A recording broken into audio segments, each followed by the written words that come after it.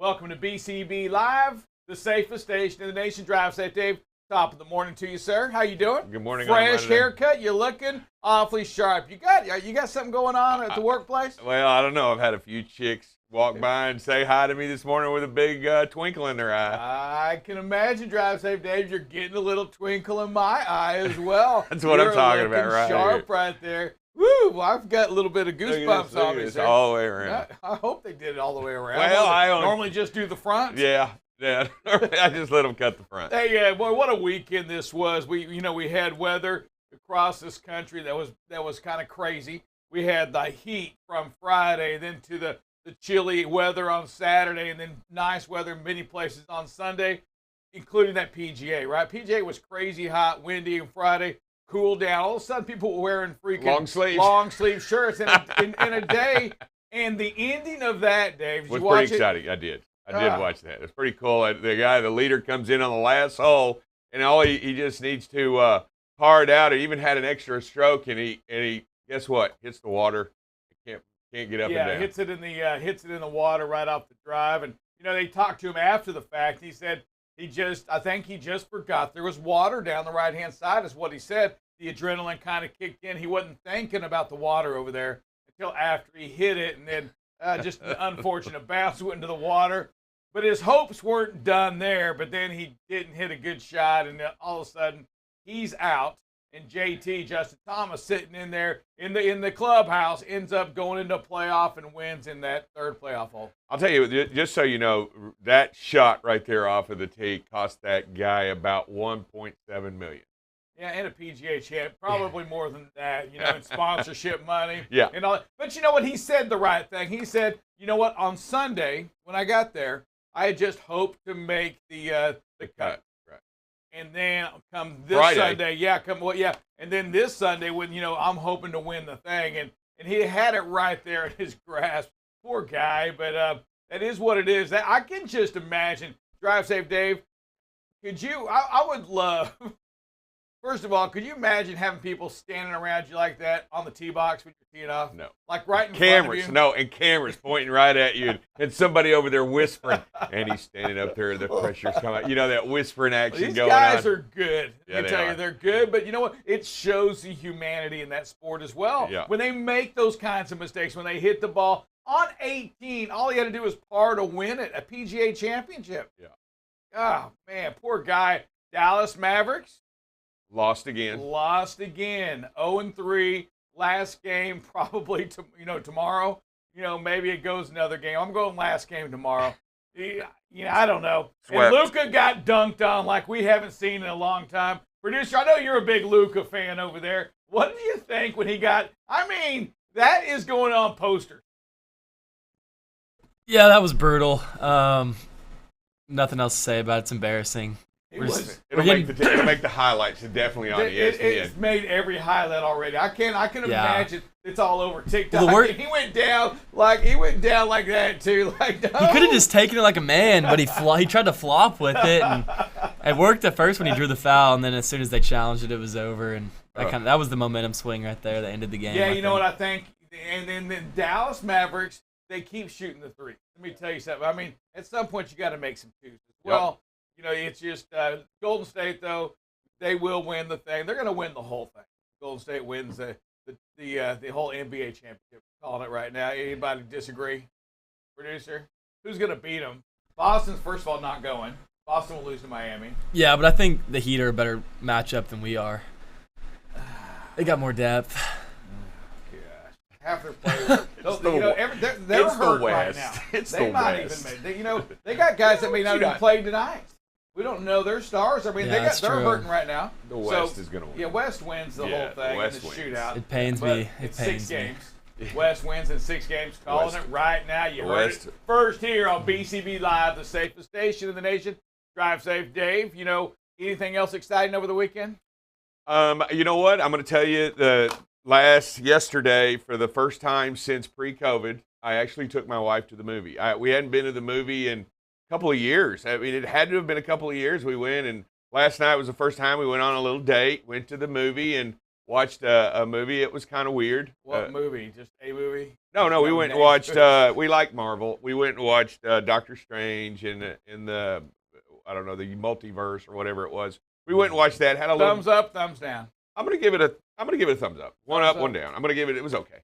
As far as they go, it was okay. Everything I would go. You do is neutral. Like you're afraid to just give us your compliment. I don't. You know what? I enjoy Marvel. It was good. It was bad. I enjoy Marvel. I enjoy Marvel. It just wasn't it wasn't the best. How's that? It wasn't their best one. There you go. It's okay to say things like that, Dave. It wasn't their best. It's okay to tell people about what you believe in and who you are. I was kind of hyped up. Tomorrow, I was kind of hyped up to go to the movie. I was expecting, fireworks and all kinds of cool stuff. I think Top Gun comes out tomorrow. Is it tomorrow? Oh, here he goes. You know what? Are you going to see Top Gun? So we go to the movie. All right, so we go to the movie. We're sitting there, and the movie's supposed to start at like 3:10 on the money, right? The screen goes blank, and it's blank for like 10 solid minutes. No movie, no sound, not even the previews, nothing going on. And we're all, and the whole theater's just sitting there. I finally get up. I go back to the guy that's taking the tickets. I said, "Could you come here a minute, sir? I got to show you something." We walk inside. He goes, "Sure." We walk inside. I said, "You see that screen?" And he goes, "Uh-huh." I go, "Do you see anything on it?" And he goes, "No." I said, "It's been like that since the movie was supposed to start." He goes, "Yeah, let me go get management." So he went in. We didn't get to see any previews. I didn't get it. I think that's where the letdown was in the movie yesterday. I saw 0 previews, and they started the movie late. They did, however, give us a bunch of free tickets to come back. Uh-oh. What is this? What is this? We have breaking news. Breaking news? What is the breaking news? Is that fake breaking news? I don't know. Wow. My kind of thing. Wow. I didn't know if you had breaking news or not. That's a Monday right there, folks. Monday, there's nothing going on in the news. We got a little activity out there in the ocean out there in Taiwan, in the China Sea. Is that the sea? What is that called? South China Sea. South China Sea. And the strait, and it's right there. And I'll tell you, they're flying sorties over there. They're making them really uncomfortable. I think they flew as many as 27 fighters in the strait close to Taiwan. Taiwan kind of put up their alarms and their bells and da-da-da-da, and then the United States pretty much said yesterday, because the president's out there, he said, "You know what? If anything happens, we will militarily get involved." While the president's there? Yeah. What about when he leaves? I don't know. It's going to be a totally different story.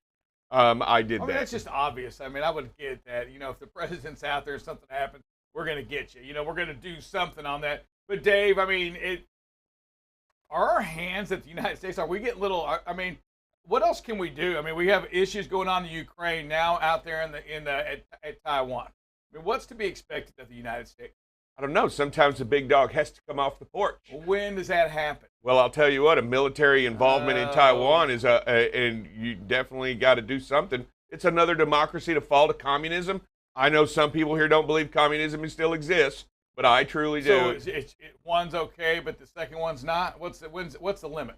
I think we're doing a lot in the Ukraine. We're just not militarily being involved in it, but we are supplying them with great amounts of military aid. So are we doing that same thing in Taiwan right now? No, we'll actually put troops on the ground and do some stuff to defend the island. Will that happen? Will there be an invasion of Taiwan? Will there be an attack on Taiwan? Not this year. So sometime. Yeah, maybe. The next 800 years. I think I think within the next 3, we're going to see China's. It just depends on where we're at in the next 2 or 3 years. But I do believe if China continues to grow their Navy like they're growing it at this rate. Right now, they compare pretty equally. I don't think it's a good idea to get involved with us. But if they continue to grow and expand as they are, and they become so much more than what they could in the next 2 or 3 years, I think it might genuinely be a problem, yes. All right. Hey, we're going to come back. We have some transportation news right here on BCB Live, the safest station in the nation. This segment has been brought to you by Utility ProWear. Utility ProWear manufactures high-quality, ANSI-certified, high-visibility apparel for both men and women. Infused with the Teflon fabric protector, Utility ProWear affords the wearer durable clothing with a great fit to afford the highest degree of safety. Get your high-visibility apparel by going to utilityproware.com. Use the code BCB20 at checkout for an exclusive discount. Welcome back to BCB Live, the safest station in the nation. Hey, Drive Safe on Friday. We did a little talk and we spoke about what's to be expected in this crazy market with the independent contractors. Well, heck, with any trucking company right now. We did. We see we do see the volumes continue. It's actually the volumes are kind of hanging out there. Hanging in that 12,600, 12,500 shipments. So it's kind of leveled off there. The rejection rate's kind of doing the same thing. The one thing that continues to come down and one thing that continues to stay high, we didn't see it jump up at least by double digits or anything, is the fuel, right? And then the rates continue to slide down, making it a bigger and bigger challenge on the independent contractor, the owner-operator per se. Dave, when we think about the owner-operator, we think about, they've got to create a budget to stay in business.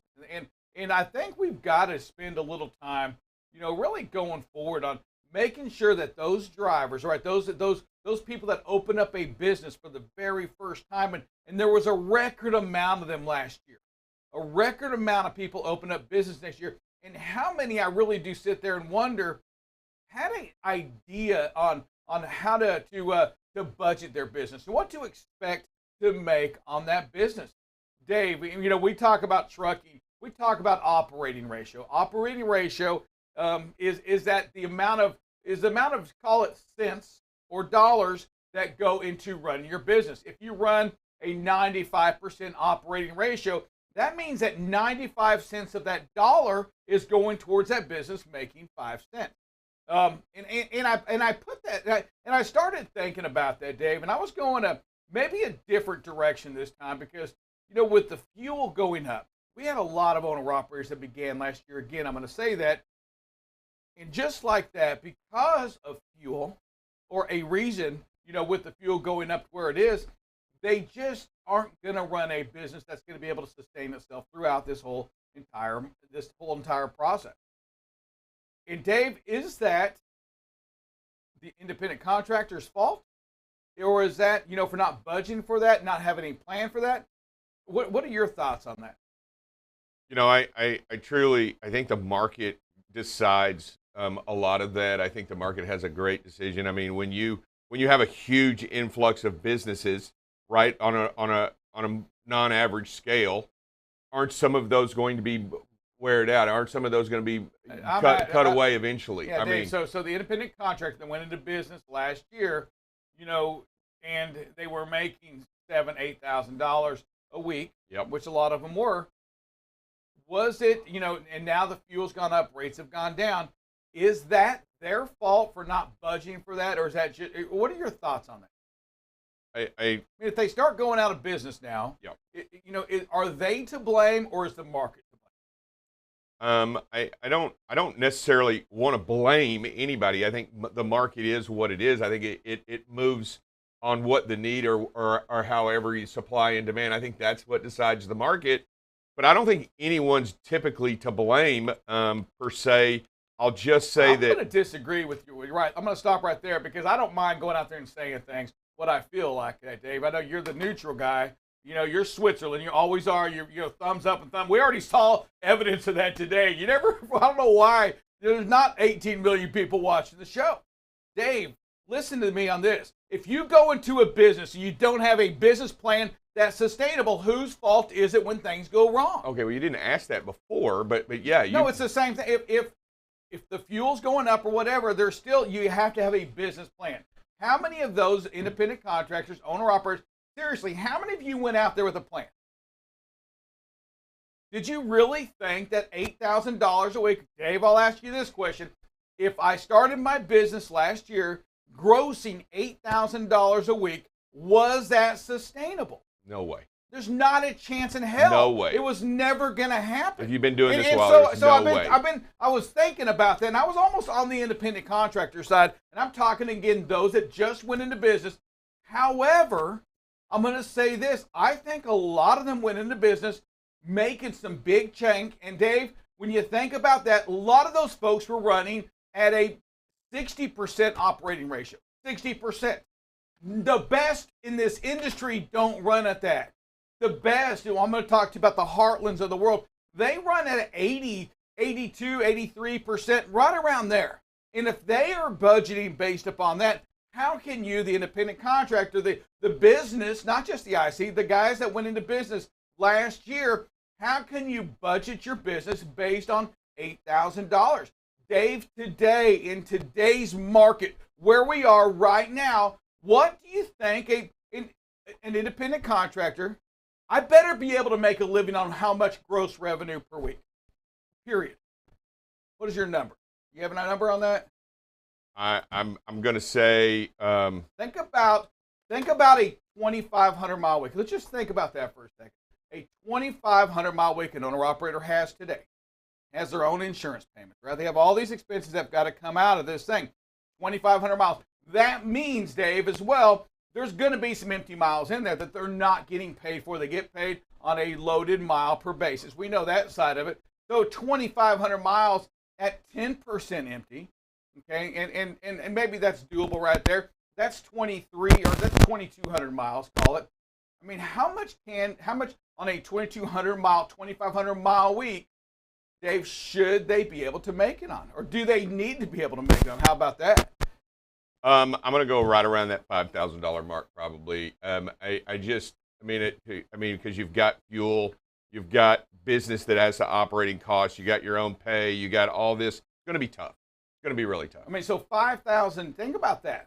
$5,000 a week gross revenue at 2,500 miles. You know, I don't know what I have on here. Here we go. So if you go 2,500 miles, Dave, 2,500 miles.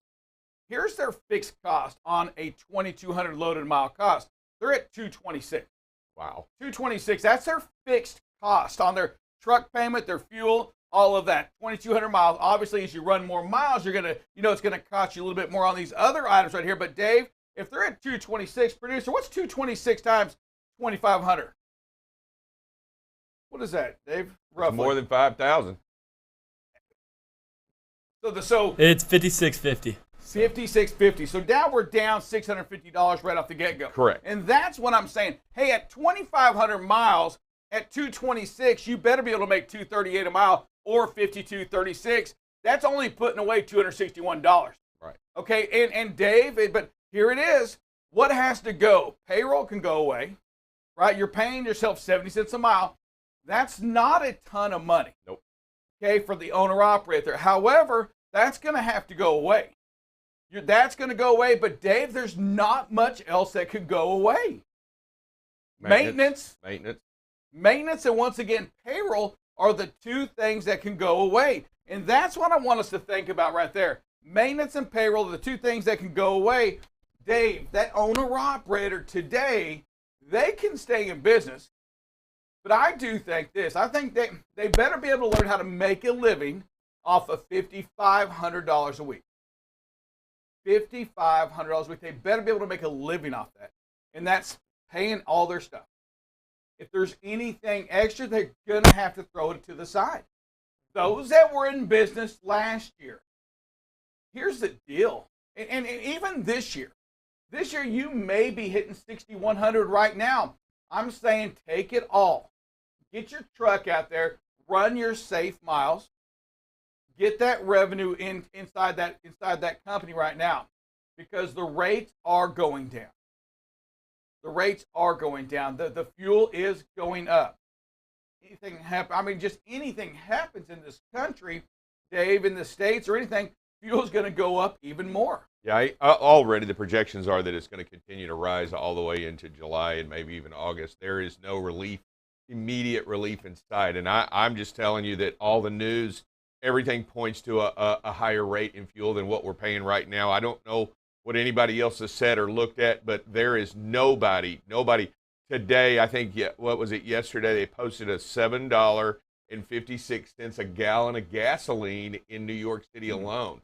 I mean, not New York City, in Los Angeles alone, $7.56. That's higher than minimum wage for the United States federal minimum wage. And I'm just telling you, it's coming, and it's not over yet, because people are still wanting fuel, and the demand is still high, so price is still high. And I'm telling you, it's coming up. It's not going down. If you think it's going down right away, you're mistaken. Fuel is going to remain constant or continue to rise. Yeah, the only thing that will be coming down as fuel goes up, again, I think that's going to help pressure those rates to go down. And Dave, here's the big challenge. I really do think this is, as we hear these stories, right, and there's not a surprise anymore. We hear that we hear that the shipment count's way down, and although it's down from a historic high, it's still high for any other year other than the historically high years, right? Correct. So it's still a good market. Rejections are still not that bad. There's still freight out there. The rates are still $2.70 a mile. They're still not bad rates. The fuel just happens to be up right now. But what we have to be wary of, and I'm going to caution the shippers on this, is that, Dave, they are hearing these things as well. And when shippers hear these things right now, they want to change. They start getting a little aggressive. Well, that means I need to go back to bid. That means I go back to the market. Listen, the only ones that the larger trucking companies, they don't have any bend in them. They just don't. They have, and here's the deal: they know their fixed cost.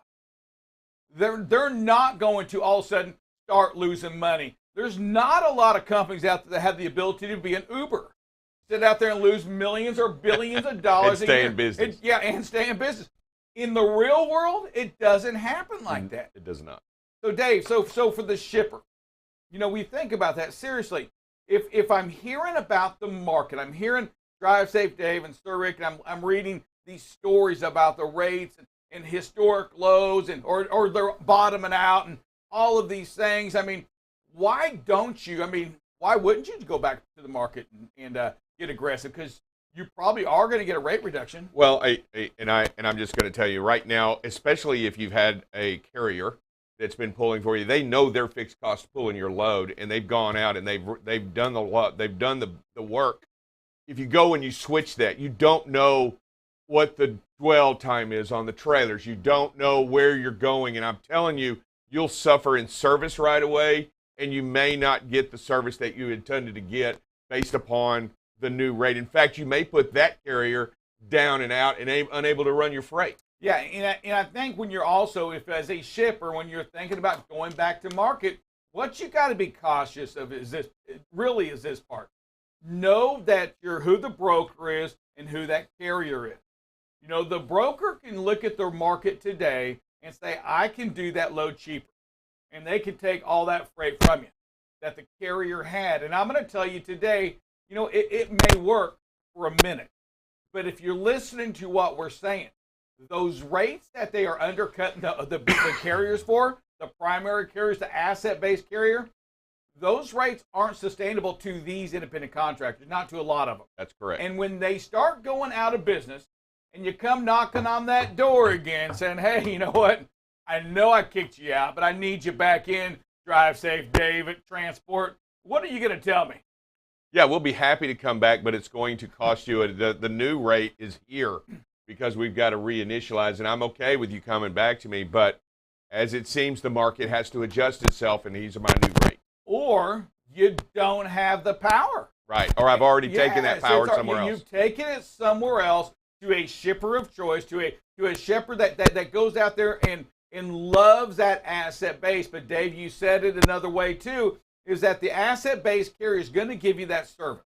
No matter what, they're going to give you the service today that eventually, as the rates continue to go down, I'm going to tell you that independent contractor may not be able to give you, and it's not because they're inferior.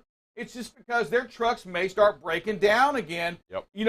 Remember, they're in a heavy maintenance cycle right now. Trucks break down. We're still running low on parts. The big carrier is still going to get the attention. And Dave, when that happens, all of a sudden service goes out. And we've gone away from service for a year and a half during COVID, right? Yep. We've even at the restaurant. So today we start to expect a little better service than we did when COVID was there. Correct. When you're paying more money, you expect to have, what we're doing at the restaurants, we're paying more money. We expect to have better service. The carriers, your customers, everybody's still paying more money because of inflation, yep, because of cost of goods, because of manufacturing. Your customer, the shipper's customers are going to expect that freight on time. And Dave, I just think that right now, as a shipper, I'm going to caution you once again, slow it down for a second. Talk to your carrier. Get on the phone with them. Don't go to the almighty bid, because the only one that's really going to go in there and start reducing rates, the only one that can do that is the broker. Yep. And when their power runs out, when the ones they're feeding, right, begin to go out of business, boy, are you in trouble. Yeah, and it is a nasty cycle, and you may win a little bit at the first, but it won't last. This supply chain today, it's still it's a fine line, but it can break just like that. We see it in the baby formula, right? We one place, up in Michigan, they have a recall, and all of a sudden there's no baby formula anywhere. We're flying the first jets. FedEx is overseas, delivering the first product, I think, today, or getting that product back to the States. Yeah. Baby formula, drive safe, Dave. Yeah, there's nothing like a baby crying hungry that any human being that doesn't understand what that is. But I'll tell you, this has brought on challenges that I've never seen in my lifetime. We started with something so simple as toilet paper, right? We had this run on toilet paper and a supply chain of toilet paper, and then we went to and then during COVID we had hand sanitizer. We had a run on hand sanitizer, and then cleaning. Could you find a Clorox wipe in the country at one point? And it continues to go on and go on, and here's another run on baby formula. We've got a huge shortage of baby formula. This is a real problem, and I saw a story on 60 Minutes last night about regular medicines. I mean, in medicine, still short supply of medicines across the country. I mean, we're seeing different shortages and different supplies, still having struggles getting it across. Yeah, and it's the warehousing's still going. You still have the infrastructure bills, going, infrastructure happening. There's a lot of stuff going on right now, Dave. Absolutely. There's just a lot. I mean, you have the autonomous. There's a lot of things going on in the supply chain right now. Things that we've never seen before. Correct. And I'm just telling you right now, if you are a shipper and you're having that great service right now, don't get aggressive, not too quick. You still need to wait it out a minute. And Dave, again, I want to make sure that, to the owner-operator, I'm going to go back to you for a second. Listen, you've got to have to learn to make it on less, okay? And if somebody's going to have to make less, it needs to be you, the driver, not the company. Continue to pay your company. And Dave, I'm going to tell you this, they've got to continue to pay and take care of that truck. Absolutely. I mean, that's fundamentally going to be the one way in which you can stay in business. If you don't take care of the truck, it won't take care of you in the long term. And I'm telling you right now, you don't change the oil, and you don't replace the brakes, and you don't continue to have the preventive maintenance necessary to operate that truck at its highest level, especially during this time, you're going to lose on fuel. You're going to lose all across the board. You're going to be broke down somewhere, and then you're going to get those huge costs that come along with that. I'm telling you, you're going to have to take care of the truck, and sometimes that means take a bite out of your own check. Yeah, and here's the deal: is we want to make sure that you know how to do that break even. I know when you jumped into this business, it was an all-time high, and I know right now you're still doing okay. Okay, you're probably still making a couple cents depending on when you bought your truck. You may be making 10 or 15 cents. Again, rates are pretty high, but your truck is starting to run a little bit more. You're starting to have to put a lot of loads together, a lot of miles to get the same revenue you were getting just 3 months ago. Yep. Understand what your break even is. And if you need help on that, I'm going to encourage you to email us here at info@bcblive.tv. Email me at rick.larkin@bcblive.tv. Let me get involved. Let us help you with that break even. It's critical. It's crucial that you know what it is, what you're doing. And Dave, again, I'm going to say this, as an owner-operator, and dadgummit, as a company driver, y'all have got to do all that you can to help protect that fleet owner, that company, whoever that is. Yeah, and you can do, initially you can do one of the most important things right now. Not only you want to stay safe no matter what you're doing, 100% stay safe. But if you just slow down a little bit, and I know it sounds crazy, but if you slow it down from 72, 73 miles an hour down to 65, you can save up to 20% in fuel of running. 20%. Yeah, and the company driver out there, or the fleet driver out there, I know you don't get that because in your mind you feel like, well, I'm getting paid per mile. I've got it. Listen, I got to run more miles. You're only going to run X amount of miles. At the end of the day, you're going to run, a certain amount of hours. You may have to plan your day a little different, but listen, you're not going to get many miles if that truck's broke down, or if that driver or that fleet owner or that company goes out of business. Everything we do today makes a difference. You can make a difference, not only to this to the environment, but to your company. You want them to stay in business. You want them to make money. And listen, as costs go up, you do play a role in not just fuel day, but running out of route, shutting that truck down when you can. All of those, every additional mile you put on that truck, it's making an impact, a negative impact on that company you're driving for. We're coming back in just a minute with Dale with a little bit of weather on BCB Live. The safest station in the nation. This segment has been brought to you by Utility ProWear. Utility ProWear manufactures high-quality, ANSI-certified, high-visibility apparel for both men and women. Infused with the Teflon fabric protector, Utility ProWear gives you the added benefit of providing a barrier to liquids, dirt, and grime, keeping you cleaner longer, brighter longer, and therefore safer longer. Get your high visibility apparel by going to utilityproware.com. Use the code BCB20 at checkout for an exclusive discount. This segment has been brought to you by Utility ProWear. Utility ProWear manufactures high-quality, ANSI-certified, high-visibility apparel for both men and women.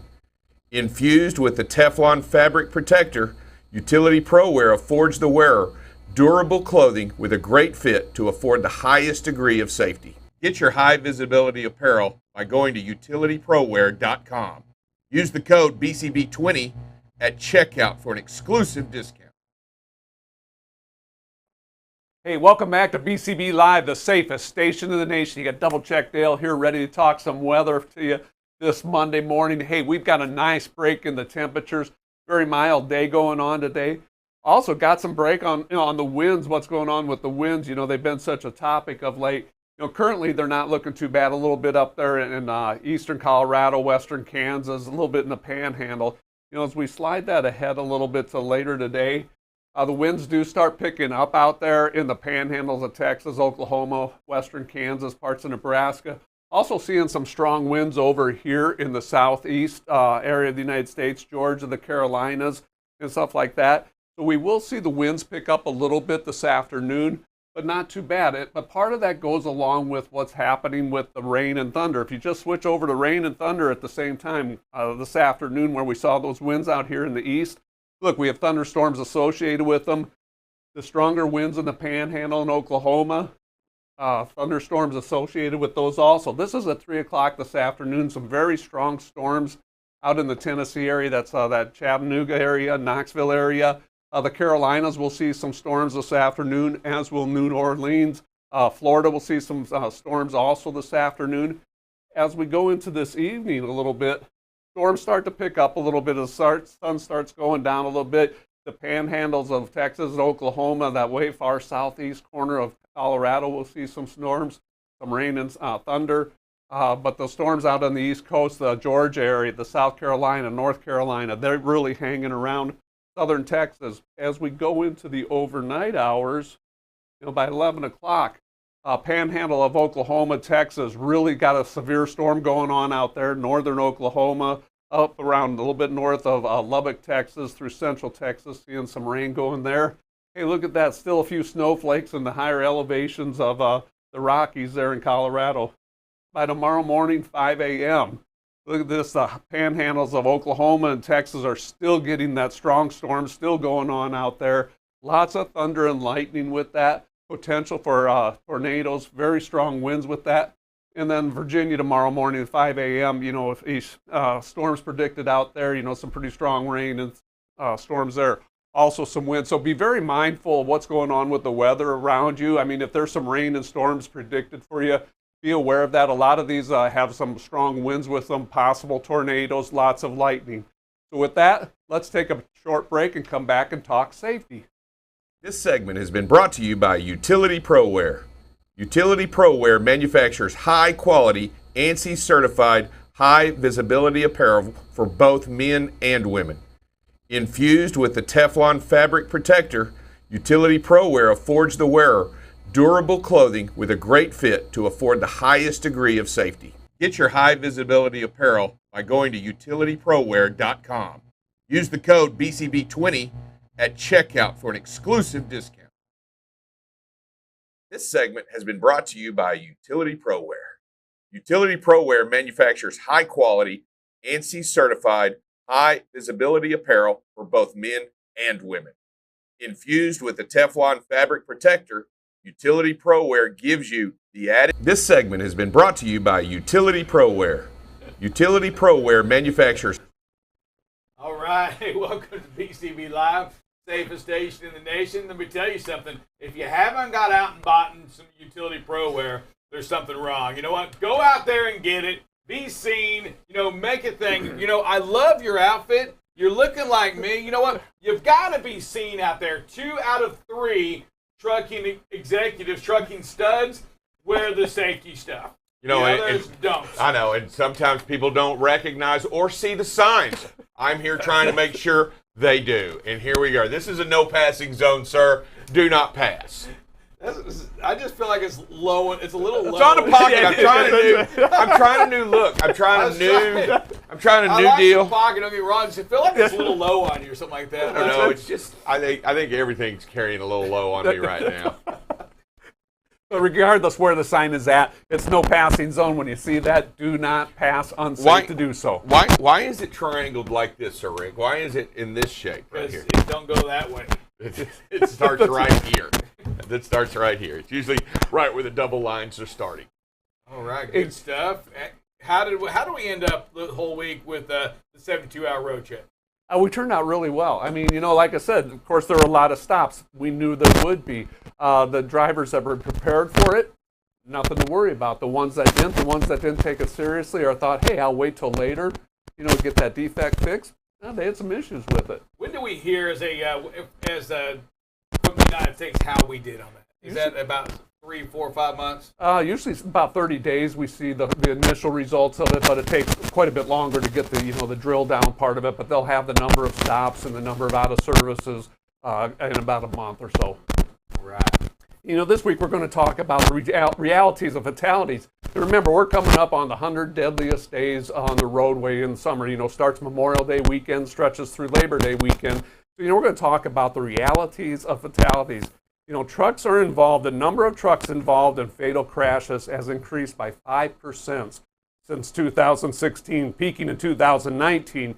So it went up for 3-4 years in a row. We involve, the rate is 1.68 deaths per 100 million miles driven. 2016 it was 1.58. So, we've ratcheted it up a little bit. We just have to take our time. We have to be patient. We have to slow down, increase our following distance.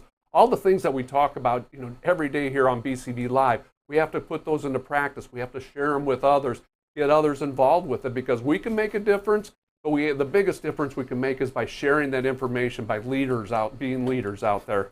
So, that's what's going on this week. Realities of fatalities. Changes lives forever.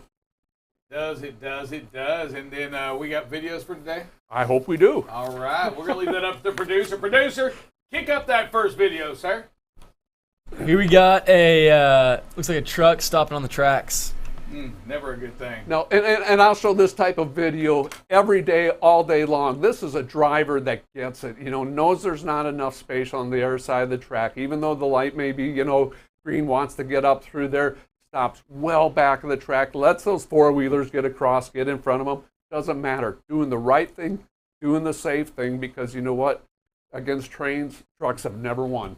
Yeah, those are definitely some no passing zones, but I'm going to say this. Congrats to this drive right here. You know what? We love these videos. And if you're ever wondering, you think about this video right here, you may be tempted if you don't pay attention to the railroad track, the signs and all that, you may go all the way up there to that red light and then you're in trouble if a train were to come. Yeah, I mean, if just the tail of your trailer's hanging over that track, still doesn't matter. That train's going to take it, and it's an ugly ride for you. So, just a great job by the driver, not getting in that hurry, not worrying about it, stopping on the right side of the track.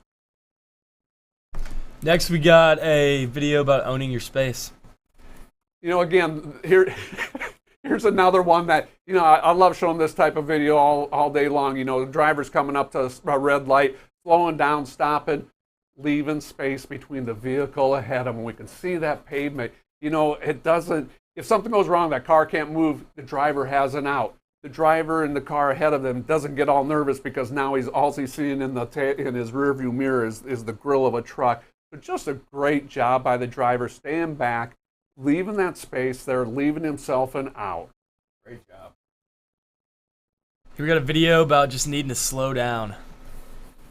Here we go. We're coming up on a car that's making a right-hand turn, and we see this so often. We see it in two ways. One, we slow down and don't do a quick lane change like we do here. And two, where, just have to be a little bit more patient because we did 2 quick lane changes there. If we miss something in our blind spot or a vehicle tries coming alongside of us as we slide over, we've got some real issues going on. So just slow it down a couple seconds.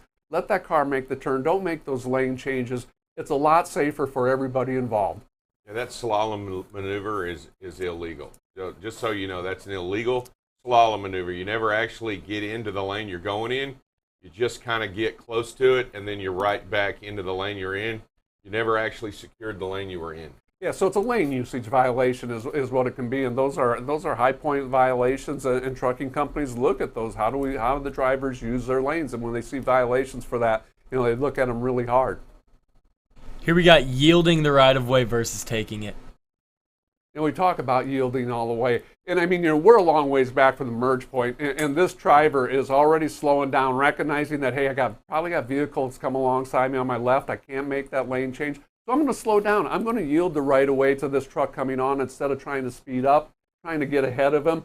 Just shows great patience here and letting courtesy, letting this other driver come on. So yielding that right away. Yeah, great vision on this, what we see right here. Knowing what's to your left, knowing what's coming up on your right, and having that courtesy, like you said, to let the big truck in. Don't try to speed up to where it puts everybody in that compromising decision. Yeah, I mean, an uncomfortable one too, because with both of those trucks trying to share one lane, this is a great job, great foresight.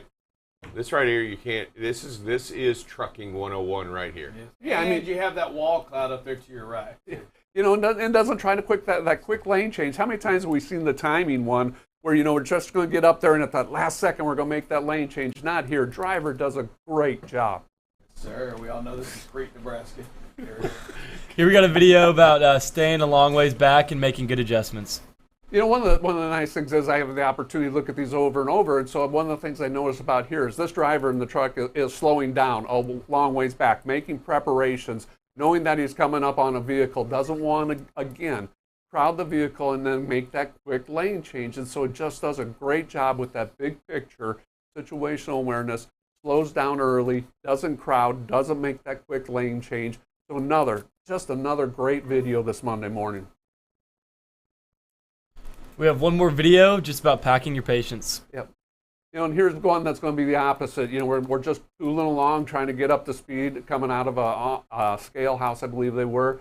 And we see a big truck coming alongside right about now. He's going to cut it a little bit short. Give us the courtesy. Get out there. If you're going to pass, get far enough ahead when you come over so you're not cutting the vehicle short. And then the second part we're going to see here cuts us a little bit short and then goes right to an exit. So think about 5 seconds. Think about 5 seconds. If he'd have stayed behind the vehicle, 1,000, is there at the same time and doesn't cut anybody off, doesn't make that quick lane change to an exit. So it's about that, packing your patience, just, being courteous and polite out there because it wears off on everybody. You have to be the leaders in this industry. As professional drivers, you're the leaders on the safety part of it. Do it every day, every mile. Yeah, I just think that, great videos without a doubt. And some of these videos we see, it just shows that, that patience is key when you're out there on the road. It's easy to think that, that somehow I just think sometimes, you mentioned 5 seconds. I think sometimes we think it's 5 minutes, it's 5 hours we're saving by making moves like this. You're not saving anything. Fall back in line, have that patience, take that exit when it becomes your turn to take that exit. Patience is key here because again, when we start making these moves in the wide open, it probably says we do the same thing, with more traffic. And with more traffic becomes more dangerous opportunities, more possibilities for accidents. We've got to make sure that we are always packing our patience, that we know our exits, where we're going to exit at. We're ready to go. We pre-planned. We've done all of these things that are required to make our roadways a little safer. Yeah, I mean, we talk about saving time. So one thing we are saving when we're polite, we're courteous, slowing down, we're saving lives. We're helping to save lives. That's the thing that we're after, is to save and protect lives out there. And by slowing down, packing your patience, that's what we're helping to do. And you talked about it a little bit, when you watch videos like this and you create great habits, both in crowded areas and non-crowded areas. But what it does is good habits that you work on in the open road will apply all over. It doesn't matter where you do them or how you do them. You got to continue to practice good habits out there on the road. And that means making sure your lanes are good, slowing down, giving the right of way, yielding, merging, and not trying to run up, speed over, and get off the exit right at the last minute. You don't like it when four-wheelers do it. You shouldn't do it at any time either, because it's just too dangerous. When we saw that maneuver, that slalom maneuver out there, what that does is that just you don't know who's following you. And when you slalom like that, what you're doing is you're putting the person directly behind you in danger, because they can't see that car until the last minute when you slalom out like that. So you're not doing it right. You're not slowing down. You're not warning the traffic behind you. You are a wall. And what's really important is that you practice the good habits all the time. Yeah. And when you practice good habits all the time, it pays great dividends in everybody's safety, and also when we see some great videos. Yeah, I mean, we talk about that with the following distance. We look at video after video about stop signs, middle of the night where the driver comes to a complete stop, middle of the night, no traffic around. I guarantee if that driver's doing it in the middle of the night when nobody's around, they're doing it, in the daytime when there's heavy traffic. And that's when it becomes even more important. Just have to have those good habits, have to practice them all the time. Same thing with distracted driving, cell phone. Well, there's nobody around, I'll pick my phone up. No, you just have to have that habit of leaving that cell phone down, not getting distracted just because you're the only one around. Certain. Let's go to a quick prayer. Dear Heavenly Father, we ask you once again to be with our drivers, to give them more patience, just patience, to keep them safe on the roads, to get them back to their families, back to their workplace. We ask you to be with those owner-operators as well that are just open up their business, or give them that ability to reach out to some of these experienced drivers, these experienced owner-operators, these experienced companies for a little bit of help. Help them understand when it's time to reevaluate their company, and make sure that you put that right person with them. Give us that ability to step up as people as well, to help our brother, to help our sister, to do all that we can to create success. And we ask that you help us be more successful all the time. We ask all this in your son's name. Amen. Everybody, we'll see you tomorrow morning on BCB Live, the safest station in the nation.